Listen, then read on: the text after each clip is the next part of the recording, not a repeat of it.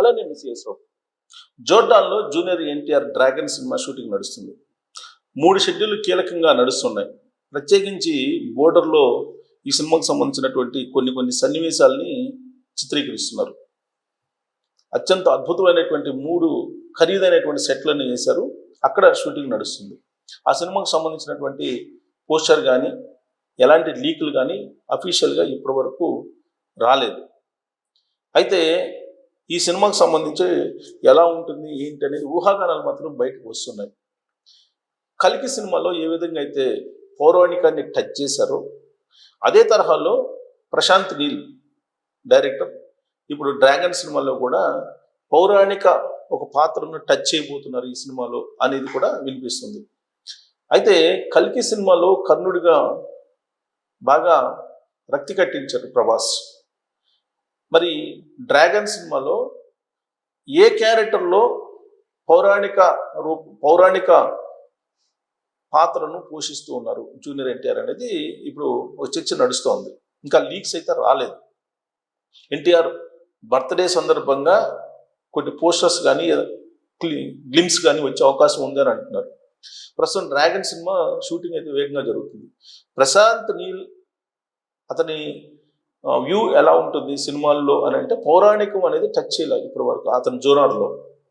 So Prashanth Neel ఇప్పుడు పౌరాణికాన్ని touch చేస్తున్నారంటే అది అతికినట్టు టచ్ చేస్తారా లేదా అనేటువంటి ఒక చర్చ నడుస్తుంది. ఎందుకంటే కల్కిలో అయితే మాత్రం పౌరాణికాన్ని టచ్ చేయడం అనేది హిట్ అయింది, అది సక్సెస్ అయింది. మరి ప్రశాంత్ నీల్ తన జోనర్ సినిమాలు కనుక చూస్తే పౌరాణికాన్ని ఇప్పటి వరకు పెద్దగా టచ్ చేయలేదు.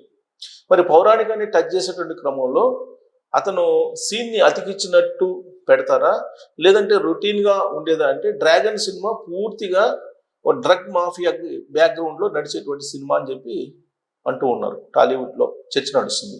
మరి అలాంటి దాంట్లో పౌరాణికం ఎక్కడ టచ్ అవుతుంది అనేటువంటి ఒక చర్చ అయితే నడుస్తుంది.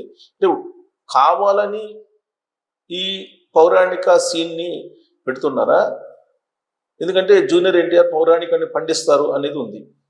లేదు ఆ కథ అవసరం కాబట్టి ఆ కథలో ఖచ్చితంగా అనివార్యం కాబట్టి ఇలాంటి సీన్ పెడుతున్నారు అనేటువంటి చర్చ జరుగుతుంది. ఒకవేళ కనుక ఆ కథలో కనుక అనివార్యంగా పెట్టాల్సి వస్తే మాత్రం హిట్ అవుతుంది, సూపర్ హిట్ అవుతుంది, డూపర్ హిట్ అవుతుంది, బ్లాక్ బస్టర్ హిట్ అవుతుంది. లేదు అతికించినట్టు పెడితే మాత్రం సందేహించాలి అనేటువంటి టాక్ ఇప్పుడు టాలీవుడ్లో నడుస్తూ ఉంది. సో ప్రశాంత్ నీల్ తన ఫార్ములాని రొటీన్ ఫార్ములాని మార్చుకొని దీన్ని కొత్త తరహా ఫార్ములాతో తీసుకెళ్తున్నారా, అది సానుకూలమైనటువంటి ఫలితాలను ఇస్తుంది అని చెప్పి కొందరు, కథ డిమాండ్ చేస్తే హిట్ అవుతుందని మరికొందరు ఇలా చర్చించుకుంటున్న పరిస్థితుల్లో డ్రాగన్ మీద మీ అభిప్రాయం ఏంటనేది తెలియజేయచ్చు. Thank you.